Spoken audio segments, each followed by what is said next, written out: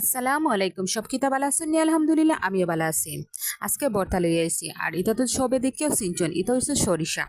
সরিষা ভর্তা অনেক মজা, অনেকে আবার জেং জেং করে এর লাগি খাই না। আজ কিন্তু ফাটায় ফিসে সরিষা ভর্তা করমু। আর এখানে হইছে আদা আর পেঁয়াজ, আদারে বারিক বারিক করে খাটিয়া পেঁয়াজের লগে একলগে মিলাই লিছি। তারপর দেখো এখানে কাঁচামরিচ আর শুকনা মরিচ। সরিষা ভর্তাত কাঁচামরিচ দেওয়াও লাগবো, কাঁচামরিচ দিলে খুব ভালো লাগে। আর আমি একটু জাল বেশি হওয়ার লাগি একটু শুকনা মরিচও দিলাম। আর ওই দোকা লবণ বেশি কোনটা লাগে না কিন্তু এই সরিষা ভর্তাত।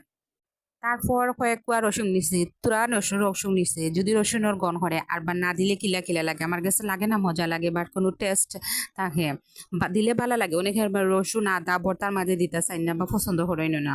তারপর ওই দোকান ফাটা খান বালা করে দই দিছি, এখান কিন্তু নয়া ফাটা আজ প্রথম সরিষা ভর্তা দিয়া ফাটা উদ্বোধন করলাম।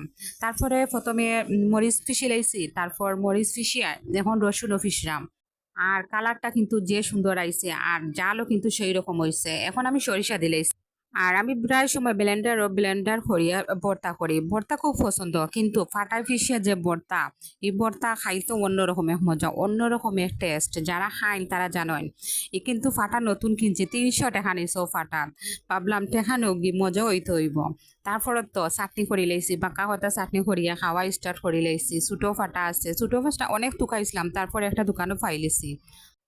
তারপরে তো ফিসাম আর ফাটা খুব দাঁড়ে ফিসায় নিরক হয়ে গেছে। বা তারপর দুইটুমা মাছ বাজিয়া দিলেছি, বাজিয়া বালা করিয়া গোসা বাসরাম। এখন গোসা বাসিয়া তারপরে ফিসিয়া দিলাম, মাছ দিছিলাম একটা। না দিলে ওইব ভাবলাম দেই মজা লাগবো বা দেওয়ায় কিন্তু খুব মজা লাগছিল। তারপর দেখলাম আমি গোসা উসা আসেনি, দেখলাম না গোসা উসা নাই, বালাও আছে, একটা খাটাও নাই। তারপর আর বার কিন্তু ওই ধোকা ফিসিয়া অনেক সুন্দর হয়েছে আর মজার একটা গ্রান বার হয়েছে।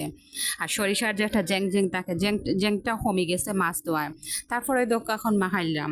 এখন একটু সরিষার তেল দিলাম। সরিষার তেল যে কোনো ভর্তাত খুব মজা লাগে। আর আমার কাছে তো সরিষার তেল না দিলে মনে হয় যে ভর্তা করার টেস্টও তাহলো না, কিলা যেন কিতা দিছি না লাগে। তারপর একটু সরিষার তেল দিলাইছি, দিয়া বালা করে একটু দিছি, যেহেতু একটা সরিষা তাই একটু সরিষার তেল দিছি, দিয়া বালা করে মাখাই লিলাম।